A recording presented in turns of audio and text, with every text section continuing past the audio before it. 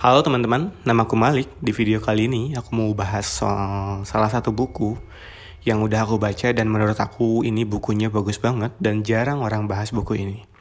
Dengan subjudul Ketika Si Kecil Menang Melawan Raksasa. Inilah David and Goliath, karya Malcolm Gladwell.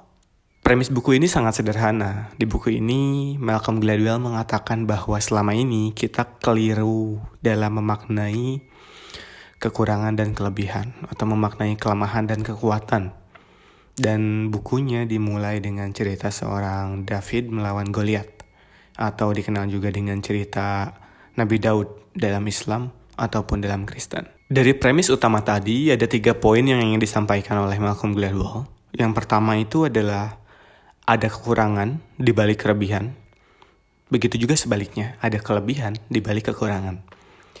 Poin yang kedua yang ingin disampaikan adalah kadang kita itu memerlukan yang namanya kesusahan atau kadang kesulitan atau kesukaran atau hal yang menyulitkan itu tuh dibutuhkan gitu loh. Dan yang ketiga itu adalah tentang batas kekuatan. Jadi ya, mari kita bahas. Buku ini dimulai dengan kisah dari David and Goliath sesuai judulnya, atau kita lebih mengenalnya dengan kisah Nabi Daud tentang peperangannya ya, yang waktu itu perangnya di sebuah lembah gitu. Kan Jalut itu atau Goliath, mungkin aku akan terus menyebutnya Jalut ya. Jalut itu menantang 1 lawan 1 kan. Badan Jalut itu kan besar. Gak cuman badannya yang besar, dia juga turun dan menantang pihak lawan dengan 1 set armor lengkap. Dari mulai baju zirah, terus pedangnya sangat tajam, pokoknya lengkap banget lah. Akhirnya orang-orang yang lihat tuh udah kena mental duluan gitu. Gak ada yang berani, akhirnya Daud lah yang mengajukan diri untuk melawan Jalut. Orang-orang langsung pesimis ketika melihat Daud turun ingin melawan Jalut ya. Ya karena tadi ya, Jalut itu badannya besar, armornya lengkap. Sedangkan Daud itu di sisi lain adalah orang dengan badan yang kecil. Gak cuman kecil, Daud itu cuman bawa ketapel. Dan ketika ditawari untuk pakai baju zirah, seenggaknya biar agak kuat, dia menolak. Akhirnya makinlah pesimis orang-orang di sana. Dan mungkin kalau belum tahu kisah Nabi Daud, kamu akan cenderung berpihak ke kemenangan Jalut daripada kemenangan Daud. Namun sejarah dan ceritanya membuktikan bahwa yang menang justru Daud. Kenapa hal ini bisa terjadi? Kalau kita lihat ke konteks peperangan, perang itu kan tiap pasukannya ada beberapa peran ya. Ada peran pemegang pedang, swordmanship. Terus ada juga pemanah, archery, dan ada juga penunggang kuda. Penunggang kuda? Horseman, mungkin. Nah, ini kan sebenarnya seperti pertandingan kertas gunting batu ya, dimana katakanlah pemegang pedang itu kertas. Nah, pemanah itu guntingnya, otomatis kan kertas gunting batu. Gunting itu menang melawan kertas.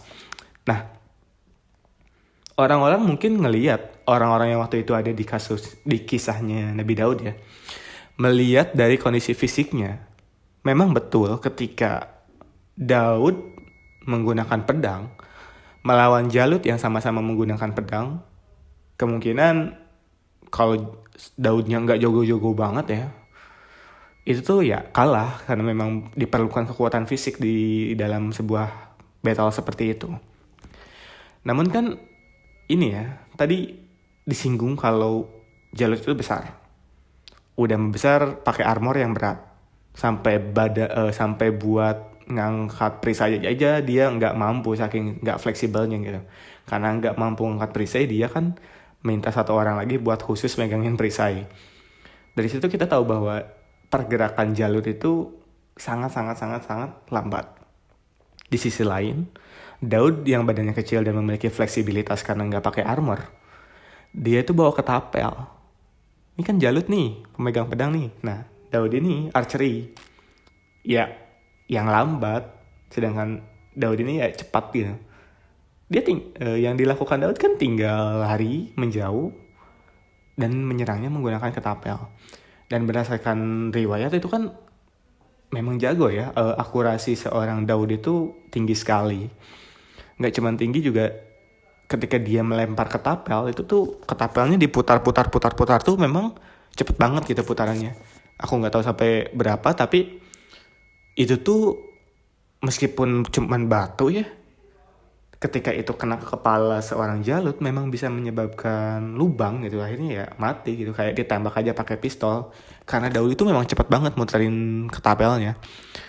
Daud cepat muterin ketapel, terus target yang dia incar geraknya lambat. Itu kan kayak objek gak gerak aja katakanlah.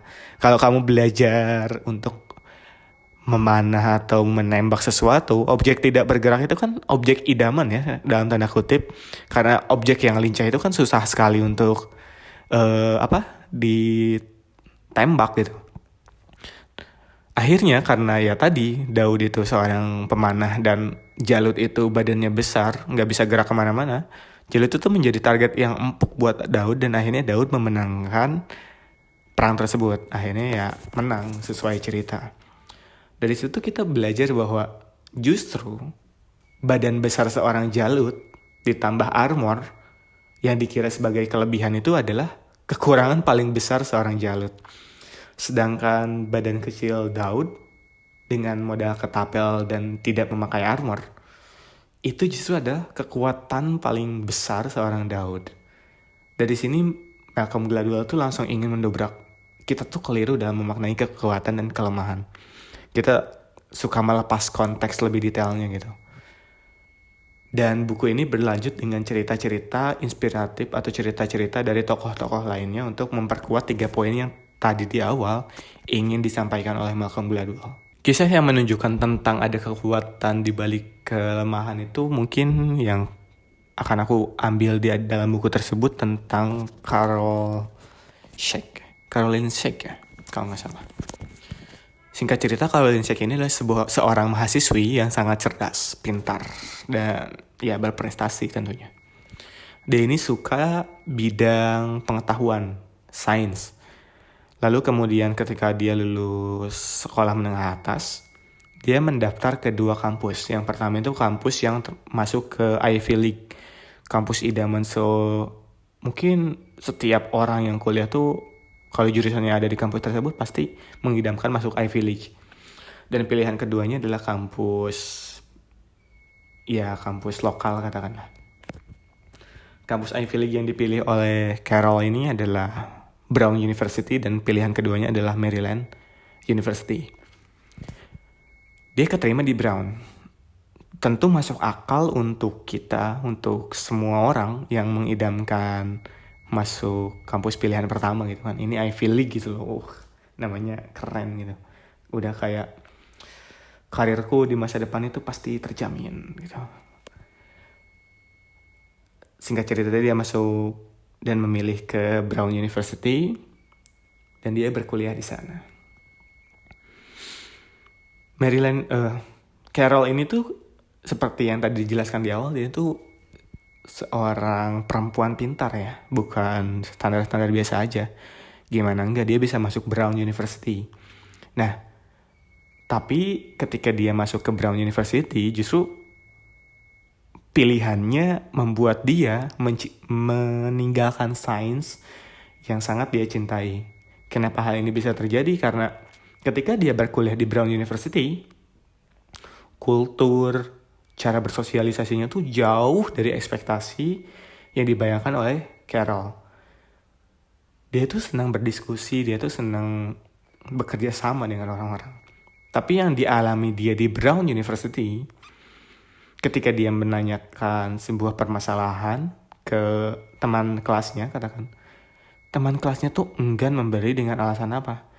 Ini tuh dengan alasan ini itu seperti perang. Ketika kamu mengajari teman kamu itu kayak kamu ngasih tahu cara kamu efektif belajar, kamu kayak ngasih rahasia dapur gitu loh. Akhirnya tuh setiap metode belajar tuh ini yang dialami Carol ya. Akhirnya tuh dia ngerasa kayak ini tuh perang gitu, nggak ada kerjasama di sana. Dan dia akhirnya merasa jadi orang yang paling bodoh. Sekali lagi, Carol ini adalah mahasiswi yang sangat pintar. Dia bisa masuk ke Brown aja tuh kayak, ya Ivy League, cari tahu sendirilah soal Ivy League. Ini tuh ya sejajar Harvard kalau misalkan kamu asing mendengar Brown University. Ya gitu, jadi tapi kan sebenarnya kalau dipikir secara logis, kita tarik aja konteksnya ke kampus Indonesia ya. Tentu ketika seorang mahasiswa memiliki dua pilihan dan diterima pilihan pertama, pasti akan memilih kampus dengan pilihan pertama. Ketika katakanlah dia daftar ke UI dan dia daftar ke kampus swasta. Ketika diterima di UI, otomatis dia akan senang dan pasti akan memilih UI. Karena memang dia merasa akan naik level. Ini sangat masuk akal. Nah tapi ketika ternyata kulturnya itu nggak sesuai ekspektasi, nggak bisa diskusi karena disangka ngebocorin rahasia dapur cara belajar, akhirnya tuh kayak ngerasa dirinya minder, ngerasa dirinya bodoh. Padahal kan bisa masuk UI pun bisa dibilang sebuah bukti bahwa kamu layak, kamu berkapasitas gitu loh. Sekali lagi ini tuh hal yang logis untuk memilih UI ataupun Brown University. Karena memang kita menyangka ada kekuatan lebih. Namun justru dari kekuatan yang kita sangka itu justru ada kelemahan di kultur karena memang gak cocok. Dan waktu ditanya oleh Malcolm Gladwell, seandainya Carol memilih untuk masuk ke Maryland, kira-kira apa yang akan terjadi? Dan Carol mengatakan, saya mungkin akan tetap berada di dunia sains. Yang menandakan bahwa Carol itu sangat menyesal memilih Brown karena ternyata memang yang dia bayangkan sebagai kelebihan itu nggak benar-benar nyata. Dia keliru memaknai kelebihan dari Brown University.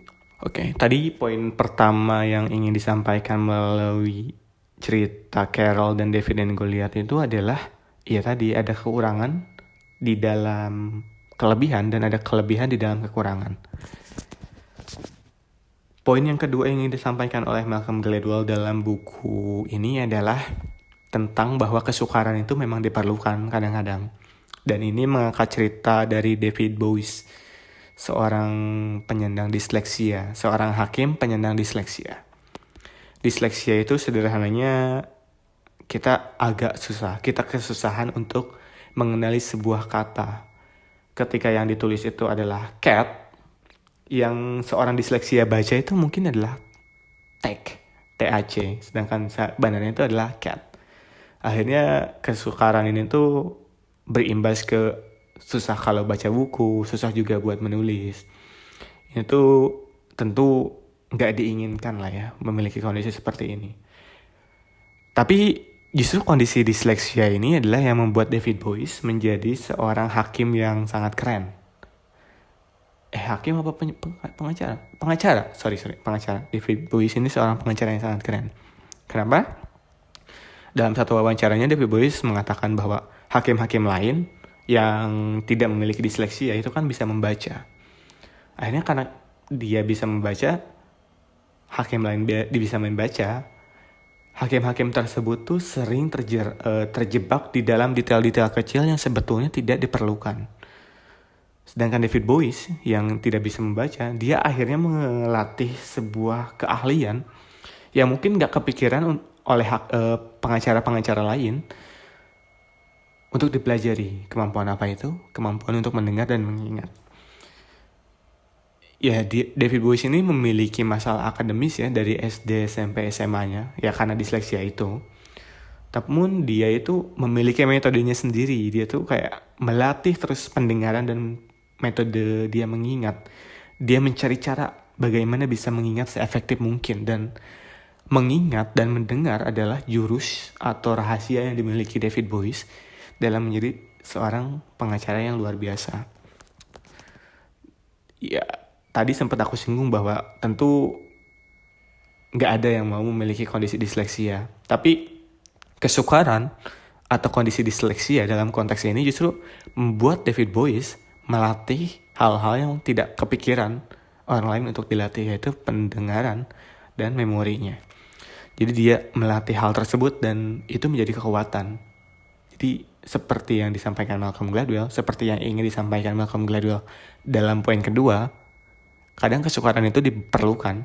Dengan kesukaran atau kesusahan yang dimiliki David Boies dalam kondisi ini disleksia, David Boies akhirnya terus mencari metode paling efektif untuk mendengar dan mengingat. Dan itu menjadi kekuatan utama seorang David Boies. Tapi meski begitu, David Boies pun tetap mengatakan, tentu nggak ada yang berharap memiliki disleksia. Poin ketiga yang ingin disampaikan Malcolm Gladwell dalam bukunya adalah tentang bahwa kekuatan itu memiliki batas. Kekuatan apa kekuasaan? Kelebihan. Bahwa kelebihan, kekuatan atau kekuasaan pun memiliki batas. Di sini Malcolm Gladwell mengangkat sebuah riset berjudul Rebellion and Authority yang mengatakan bahwa untuk menekan pemberontakan itu cukup dengan menunjukkan kekuasaan kita. Akhirnya ditekan dengan kekuasaan, pemberontakan akan reda. Masuk akal. Tapi ketika dilaksanakan oleh Inggris, bukannya pemberontakannya mereda, malah pemberontakannya makin menjadi-jadi dan berlangsung sangat lama. Di sisi lain ada polisi yang melakukan pendekatan yang bertentangan dengan riset Rebellion and Authority. Dia malah tidak menggunakan kekuasaannya, tidak menggunakan kekuatannya sebagai polisi. Dia menunjukkan diri sebagai manusia. Polisi ini tuh menunjukkan diri sebagai manusia, mengetuk semua pintu rumah. Pada awalnya sih ingin mengundang ke kantor polisi setiap orang tua yang ada di kota tersebut. Namun gak ada yang datang satupun, karena ya banyak keluarganya yang ditangkap oleh polisi secara semena-mena. Akhirnya ya persepsi masyarakat itu polisi adalah musuh, sehingga ya apapun yang dilakukan polisi ya gak mau. Kemudian ketika datang untuk mengetuk pintu, langsung ditolak. Nah, caranya tidak langsung menunjukkan dengan kekuatan. Polisi ini malah membeli kalkun, membeli ayam utuh untuk diberikan di waktu Thanksgiving. Dan mengantarnya ke setiap rumah dan mengatakan kalau kami tidak ingin melakukan apa-apa, kami hanya ingin memberi kalkun ini untuk kamu merayakan Thanksgiving di rumah. Nggak cuma Thanksgiving, juga ngasih kayak kado Natal. Dan akhirnya polisi itu yang awalnya dibenci oleh masyarakat malah menjadi direspect, malah disegani, dan ya secara tidak langsung tingkat kekerasan di kota tersebut itu turun. Dan yang ini kan yang sebenarnya diinginkan oleh riset Rebellion and Authority itu, dia tuh ingin menurunkan tingkat kekerasan, tingkat kriminalitas di suatu kota, tapi mengatakan bahwa ya yang diperlukan itu cukup authority, kekuasaan. Kamu gak perlu menghitungkan matematis yang lain. Dan dilakukan Inggris, bukannya malah tertib, kekacauannya malah menjadi-jadi. Bahkan sampai Inggris tuh kalah dalam menekan kekacauan itu gitu loh. Itu sebenarnya 3 poin menarik yang dibahas di dalam buku David and Goliath. Masih banyak hal menarik lainnya dalam buku tersebut dan aku merekomendasikan kamu untuk membaca. Salah satu hal yang sangat menarik untuk dibahas itu adalah pertama kalinya aku mendengar istilah kurva U terbalik, yang mungkin akan aku bahas di video lain. Terima kasih udah nonton videonya sampai akhir. Nama aku Malik, sampai jumpa.